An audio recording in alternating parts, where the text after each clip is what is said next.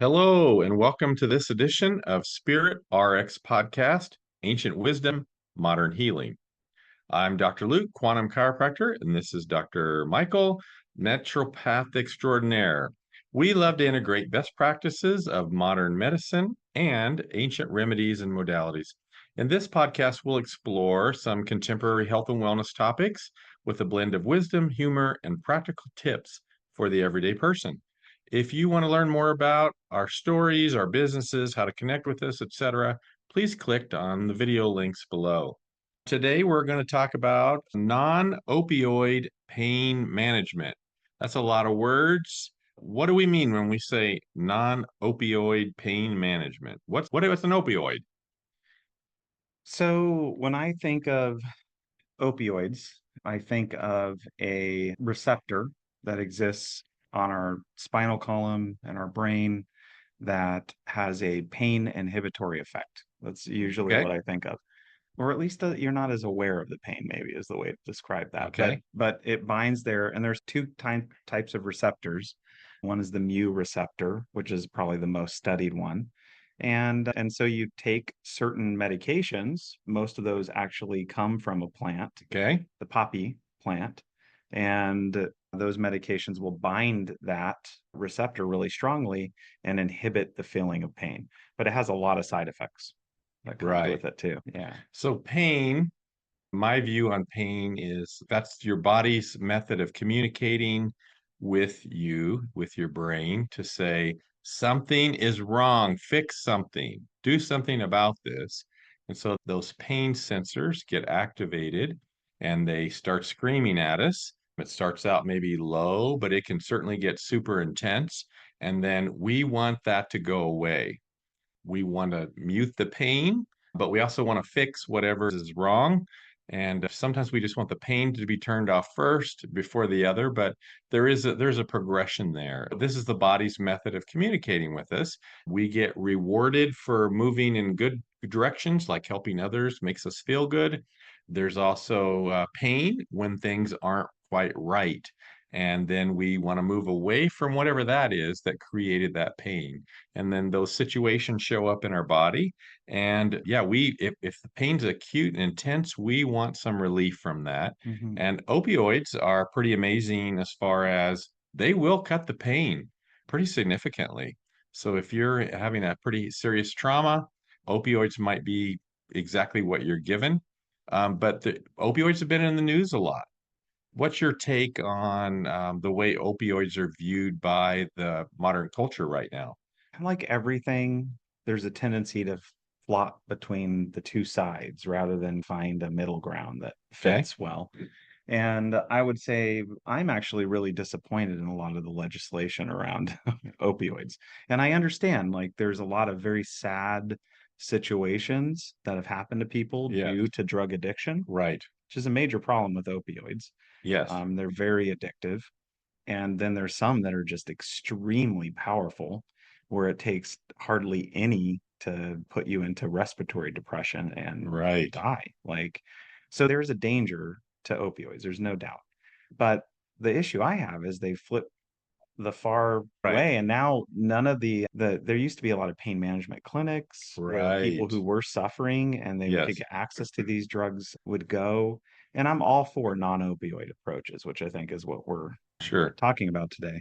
But there is a place for an opioid in the right patient population at the right timing with careful consideration. Some things don't work no matter what you do, and they need something on board that's going to keep the pain at bay. And it's chronic and it's really bad. The problem is there's a lot of people who abuse it. Right. So it's been intertwined Yes. into the people who really need it not getting what they need because of the abuse potential that's out there, which is Yes. really sad, really sad. So I think like a good guiding principle in life is that we want to start out, if there's an issue, with the least invasive, the Absolutely. simplest, the gentlest method first to see if a change can be made. whether that is addressing something in the body, whether it's a relationship that's not quite right, whether we're talking about something like disciplining your child. Hmm, We want to make a course correction, and we want to start out with the simplest way first. Not, we don't want to go to the highest level of coercion. And so we want to start with something simple and gentle first, and then have a progression. And so by having a multi-layered approach, that's sometimes what we're lacking, is that multi-layered approach, and so that it's not all one or nothing. I agree with that completely. Yeah, that's Yeah. one of the principles of naturopathic medicine. There we go. It just is, yeah, it's just, it's in a way it's common sense, and I'm so glad that it's actually a stated principle in your field, because it just makes such good sense. Recently, I had a family member that had a significant trauma, and at the emergency room, they prescribed a small dose of an opioid. And this family member was like, really, oh my gosh, I don't know if I should even take it. And I'm like, you don't want to be taking it for months and months, because that could lead to an addiction. But you've had some significant trauma from your accident, and there's some significant pain. You might only need it for a day or two, and then we switch to something else. I'm glad that the medical profession is more on board now, because that was heavily abused. The drug companies were that created these drugs were pushing it. They wanted the sales more than they wanted the overall health of the public. And so you're again finding that right balance. But let's talk about the difference, first of all, between acute pain versus chronic pain. What does that even mean? That's a great question. So, to me, whenever I'm differentiating chronic and acute, I go right back to medical school where Okay, they're like, okay, chronic is anything over 3 months, right. generally speaking. And acute is pain that's within that 3 month period of time, but typically acute's referring to something that's an onset that happened recently Okay. and is So probably going to sharp and resolve. short Yeah. is that's going to be acute, and Yeah, that's then great. yeah, That's a and great way then to think about it. chronic is going to be more this long lasting thing, and maybe more achy, but it Yeah. certainly could take on different flavors than that. But it's Yep. something that's like lasting a long time. And so then so if you have a client that's more in the acute category, what kinds of pain management might you suggest? I really love, physical manipulation, Okay. right? So here's an interesting thing. Like when I do adjustments, I Okay. do more of the diversified technique, which Okay. is That's a basically, chiropractic yeah, technique. basically it's the high velocity, low amplitude technique where Right. you get a crack, right? And when I do that, it really does, like, it can help take away pain for some people for a short period of time. And sometimes, if it's the right fit, it can really last. But I will say that I like your approach better.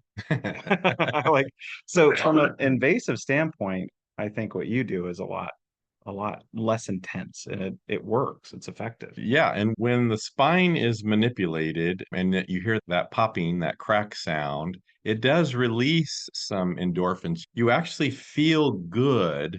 There's like a reward. Now, it you don't want to just pop everything willy-nilly, but you're right. There's certain circumstances in which an adjustment to the spine can be a great way to reduce someone's acute pain. Yeah. Um, So I usually I'll start there, okay. something like that. Look if it is a musculoskeletal issue, but you have to determine what is the source of the pain Yes, and what type of therapy is going to be the best therapy to apply.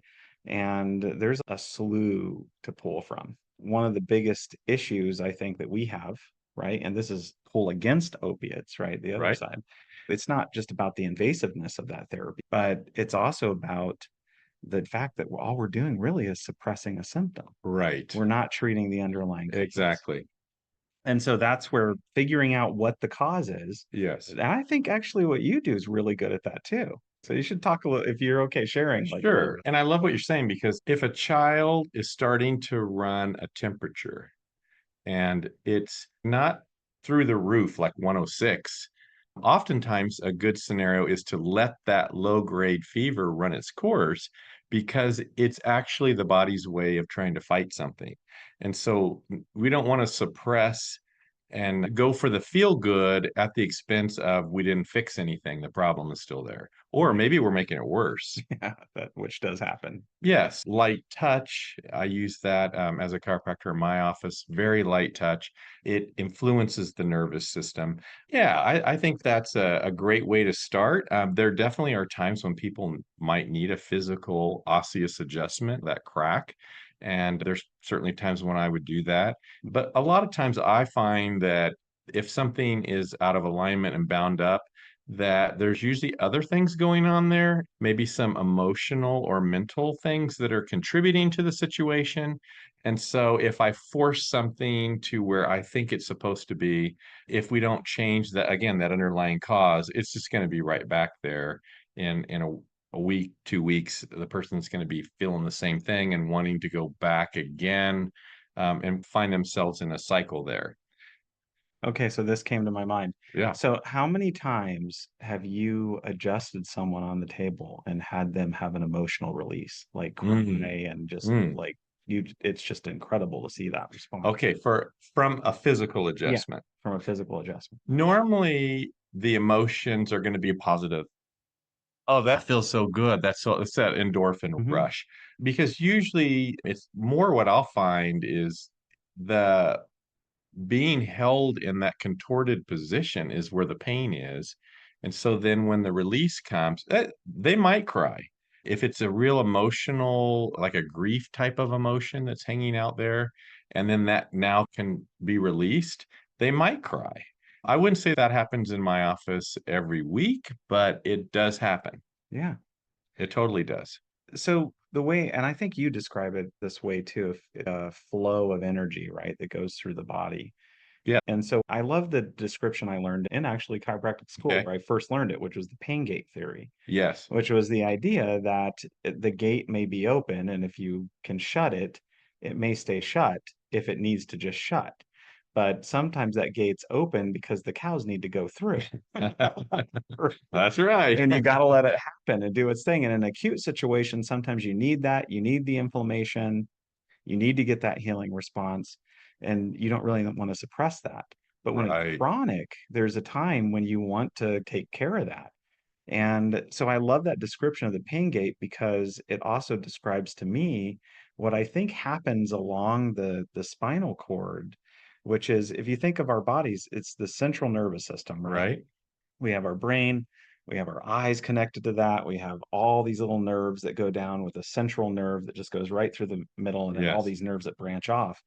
And there's these little holes in our spine Yes. that actually can move and pinch on that nerve. Right. And I really highly suspect, and again, I don't know if there's research to support this, you might know Right. better than me, but I suspect when someone has a lot of stress or they have an emotional issue that's happened in their lives, the spine suppresses the flow of nervous transmission in order to Yes. diminish the emotional difficulty that person's going through. And if it gets stuck like that, then they're dampened in some way. Right. In traditional chiropractic, when we're talking about this idea, Hmm. we've used traditionally the term subluxation. Yeah. And now that has different meanings in different medical contexts. And there's a lot of debate even among chiropractors about, is that a real thing? Is it not a real thing?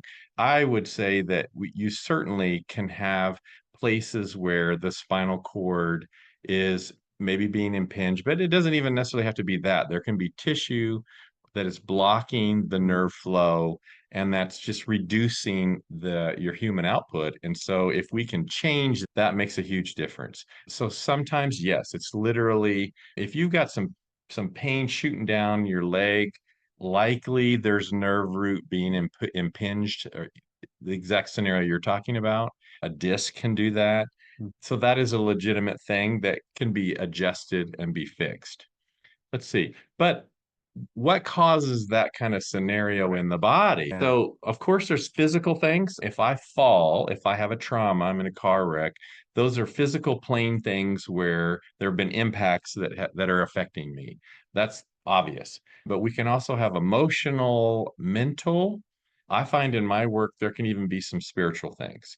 Like that sounds like what? But there's all these different parts of us that if there's some kind of blockage or trauma or issue, it can affect us and then show up in our body. I say that our posture is a reflection of how we're coping with the world, or maybe not coping with the Yeah, world very well. beautiful description. Yeah, acute versus chronic. I think a good doctor always wants to sort that out first. And now, speaking of kind of the musculoskeletal, maybe a topical thing, and there's a variety of products that we could talk about with that. Yeah, People might want to go over the counter and get icy hot or deep blue. I like some homeopathic products. right. Arnica. I love Arnica with CBD for muscle issues. Works fantastic. Again, not every scenario is the same. I'm not trying to make a blanket thing, but that's one of the few products that I actually recommend for musculoskeletal things that it's amazing. It really does work. I agree. Yeah, one of the things that I typically go to and use quite frequently has arnica in it, oil in it as well. So Right.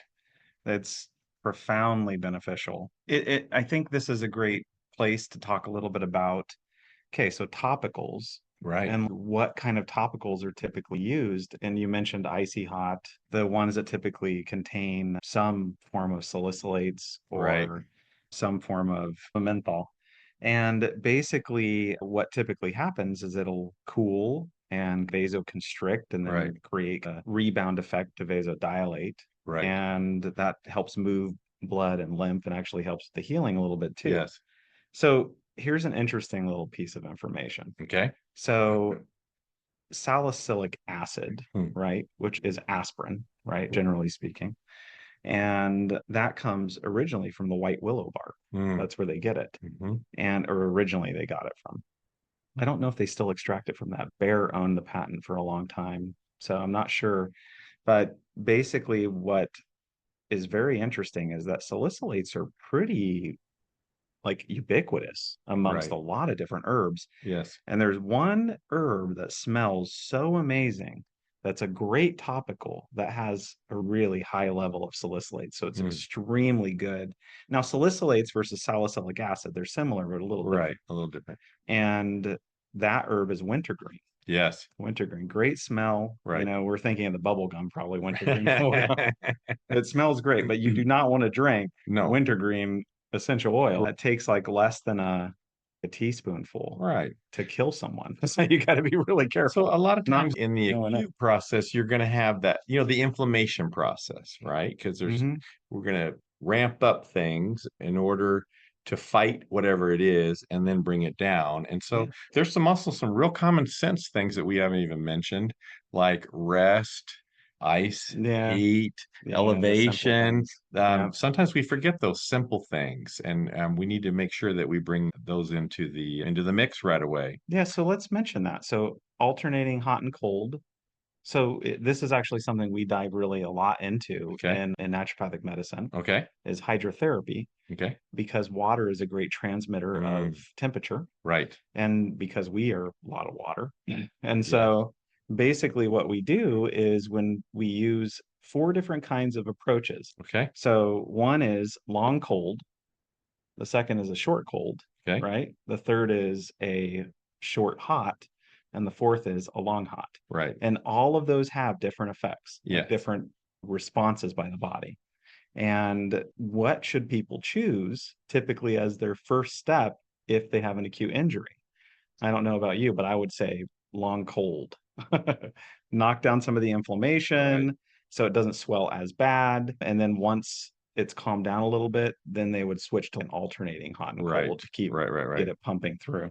So anyway, that's Okay. side Well, note. what might be let's say, let's dive more like into chronic pain. That's gonna be a minimally advised use Hmm. because of the risk of addiction. So if we start to take that off the table for longer lasting, and chronic doesn't have to mean constant pain, it can mean waves of pain. Right. And so, what are we going to do for that?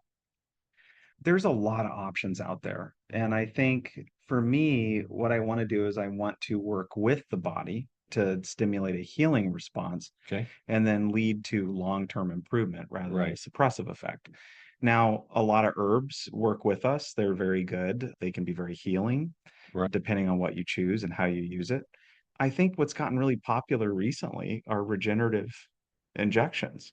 And that I think is a little step in the invasive range, in my Right. opinion. But if someone's had chronic pain for a long period of time, and it's a joint issue or a ligamentous laxity issue or Yes. something along those lines, going in and injecting dextrose and changing the microenvironment and stimulating contraction of the lax ligaments tighten things up and can make a Right. big difference on pain. Right.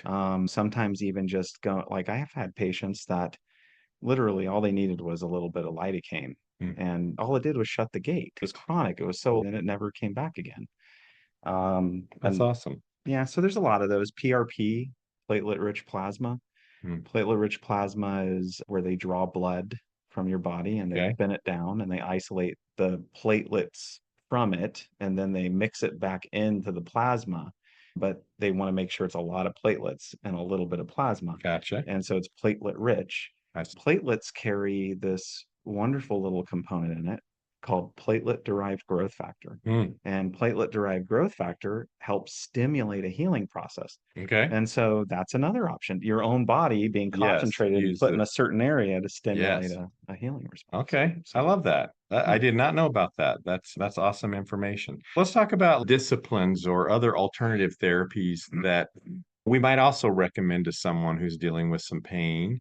What kind of comes to your mind? You've mentioned some really good stuff, but Yeah.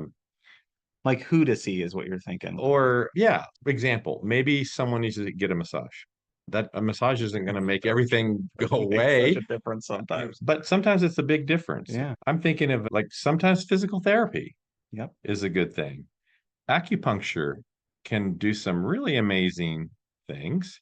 I also think when there's a lot of pain, that can really affect you mentally. Yeah, you can get depressed, you can feel defeated, and then you can actually start this self-fulfilling prophecy where you're caught in this loop. And so sometimes there needs to be some help to break that cycle.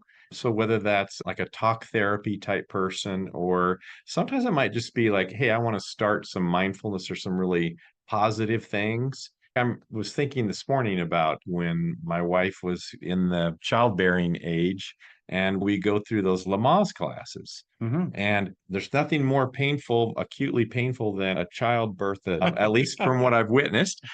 So being able to kind of be in control and stay on top of your breath pattern makes a huge difference for how you're getting through one of those waves of pain. Being able to focus on something that's outside of yourself and outside of the pain can really help too. There's just lots and lots of things that we can do in getting that positive thought process going and how we are thinking of ourselves in terms of the pain. I think this is important to put out there. And I think it's more important than people are willing to accept or recognize. And that is our minds are powerful, Very very powerful. powerful. And so we were thinking the exact same thing. So basically, what I mean by that is, have you ever seen like old tapes? I don't know if they still do this anymore, where hypnotherapists Right, will, or people who are doing it mostly for entertainment, like right. entertainment, they'll work with people and get it so they can literally put something through their hand. Yes. I don't think they do that anymore, but they used to do it, put Right. pins through people's hands and stuff, and they wouldn't feel it. They'd be completely numb to it. They could put their hand in freezing cold water or put their hand in hot water and it wouldn't burn them. Yes. And there's those really cool experiments where they've taken people with multiple personalities Yes. and one person, their one personality will Has have hives reaction to yes, one something. set of medical conditions and it's completely different with the second persona. That's a big deal when you Mhm. really pull that apart. How can someone have asthma, for example, when they're person A and when their personality shifts over to B or C, they don't have asthma? Like that's like it's kind of mind blowing, really, or mind manifesting. Yeah, So it kind of goes manifestation. with that patterning. Yeah, You totally. change the way you look at things, the things Exactly. you look at I change. love that That's quote. Wayne Dyer, I love that not me. quote. Let's say someone goes to their general practitioner and they say, oh, they just flippantly say, you should do this. What would be like a red flag kind of thing that you might hear someone that comes to see you say, my doctor said I should do this? Where you might say, oh, let's back up a little bit and see if there's something a little less invasive first. Give me some examples of I things can you've think of heard. so many, Yeah, give me so some many. examples. So I have a lot of respect for and think very highly of orthopedic surgeons. Yeah, They help a lot of people and there is a yes, they do. need. So I just Absolutely. want to point that out. Yes, Uh, but they see the world through the lens of orthopedic surgery. correct. And I think there was a tendency, more so in the past, but still happens even today, Yes, where someone goes in with a pain, they do an image, they see something on the image, they equate it directly to the pain, and then they're like, okay, surgery. Now, I think we have more rules around more conservative approaches first, but some of those conservative approaches are suppressive and just make the problem yes, worse. yes. Like corticosteroids is a great example. There's a place. I hear spine surgery, back surgery. Right. No, The I first mind thing too. I'm like, whoa, whoa, whoa, whoa, whoa, let's slow down before we do that. Now, again, I've seen a big shift in the last several years. Yeah. It's changing. They're not looking, oh, I'm a surgeon. It's going to surgery fixes everything. Let's just do spinal surgery. You may feel better for a period of time, but you're in essence setting yourself up for another eventual surgery. Yeah. So you're now on a cascade, and we don't do spine transplants. At least we're not there yet. And so you've only got one. And so that's when I really try to get people to pump the brakes on. And there's a time and a place for everything. And so if that's a last resort, then okay. So surgery is one of them. A great piece of advice is always if you recommend it for surgery, get a second opinion. Yeah. Totally. From someone who can see it from a different perspective sometimes too. Like Absolutely. if you see a surgeon, Yes. right? Surgery is going to be the top of their mind. That's what they Right. do. Sometimes you need a second opinion from a different source, like Right. someone who can just look at it differently and say, let's try some more conservative things Yes. first. If you've done a lot of conservative things and you've gone through all those processes and nothing's worked for you, that's where surgery's at the top of that invasiveness. Correct. And so there's a place for it. You know, one of the things you mentioned that I think is really important is that cascade that occurs. Right. With spinal surgeries, that's a great example of them. One of the more common spinal surgeries in the past, I think they're doing a little more conservative surgeries now, is where they will basically take two of the vertebrae Right. and tie them together, Fuse them right? together. Yeah, the Yeah. spinal fusion. And what I think this is such a great way to explain it to people to understand how that cascades. Right. Because when you make a giant vertebrae, now the vertebrae above and below, the whole biomechanical function is different. And Yes. so typically above and below, they start to have problems. Yes, they do. Then pretty soon you're fusing those. And Right. then it just gets worse. It's like this cascade of spinal It degradation. is. And then the proprioception signals from those segments to the brain, Mm, they get good lost. And point. so now there's these gaps and it's like a blind spot in our vision. The brain just fills it in so that we don't see a hole in our vision when we're looking at the world. In other words, the brain's going to start guessing where your neck is, where your head is, where your spine is, and it's not going to know. And you're going to begin to eventually have balance problems in addition. So it's again a cascade of other problems. And so now if you have balance problems and you fall and you break a hip or something else, again, you're back to another surgery. So it's a never-ending downward spiral that we want to avoid. Any other things like red flag, get another opinion or look at differently that you hear You mean outside of surgery? outside of the surgery? Okay, so I'm going to tell you a story. Okay. So I had a patient that I saw, this was probably like 5 years ago. It was a while ago. And she had some of the worst pain in her Mm, back. mm. I felt really bad for her. She was severe pain, very limited mobility, really bad. She had been treated by the same practitioner Okay. for, I think it was over 10 Oh years, wow. Okay. where they were injecting Oh. corticosteroids into her spine over and Mm. over again. And they were doing it because it was giving her relief. But what ended up happening is it stopped the healing process Right. and the spine just degraded. And she ended up having to have a bunch of surgeries. The surgeons made a bunch of mistakes. Mm, And so then she ended up on permanent pain medication, right. and she found someone. This was actually a Mayo Clinic physician. He's the fixer of the spinal surgeons, Okay. neurologist, spinal surgeon. Okay. And he fixed her so she would be in a better place, but she still had chronic issues. And those will be that way for the rest of her life. Yes, it will. So the corticosteroid shot is a red flag to me if you do it more than one or two times. If it's happening consistently over a period of time, you have to consider another approach. Yes. Yes. I would say one of the red flag words that I'll hear is if someone says, I'm being recommended to have ablation. Oh, Ablation meaning we don't know how to make that nerve stop screaming at you, so we're going to just cut it. We're going to deaden it. We're going to just take away its function. Again, that's one that's whoa. If it's screaming out to you to change something and you want to just shoot the messenger, again, a time and a place for everything. And just like surgery, a time and a place for everything. And you're right, we both have a lot of respect for surgeons, yeah, but not surgeons where that's their go-to for every problem. They're the hammer, and every nail they see needs to be a surgery. So ablation is another one of those that I will tell people that go get another opinion. yeah, I agree. Yeah.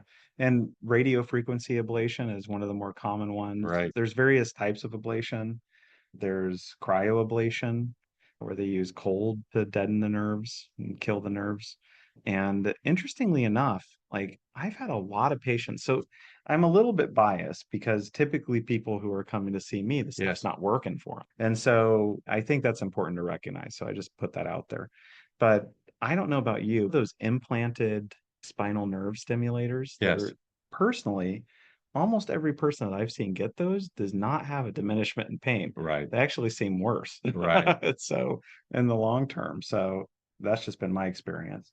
If someone comes to me and they're having pain, like more chronic, sure, let's work on some things. And positivity is a huge piece of it because people need Hmm. to have hope that things can get better. Then they need to be exercising and Yeah. having some level of stretching. And again, start small, work your way up. But the more we exercise, the more we move our body, the better it feels as a general statement. And aside from the movement, the last piece that I think is really important that I say to people is you need to go and do something to be of service to others Yeah. because we get rewarded in our body. We feel good when we help other people. And we're also taking our focus away from ourselves and our problems, and we're putting it out into someone else. And Mhm. then when we do that, when our focus is outward on helping someone, we're feeling good. We're getting that natural reward inside of our body.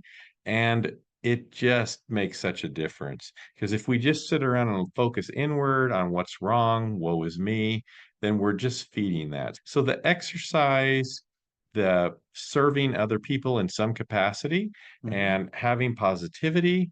There's just so many things that you can do in terms of breath work, meditation, positivity, and getting second opinions when you hear some of those things that you're not quite sure about. There's a lot to all this. And I think just if a person says, "Oh, I just want the easiest, simplest, quickest fix," that usually does not come with the best long-term scenario. Usually the quick fix, it's like most shortcuts are Yeah, that's difficult, really true. right? If That's you try very, to very take a true. shortcut and go off the trail, and usually you come out and you've got poison ivy and the stickers all over you and you regret it.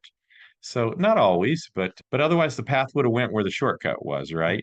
So shortcuts usually are not the way to go. And if something seems, oh, just take this pill, just take this thing, it's going to solve all your problems.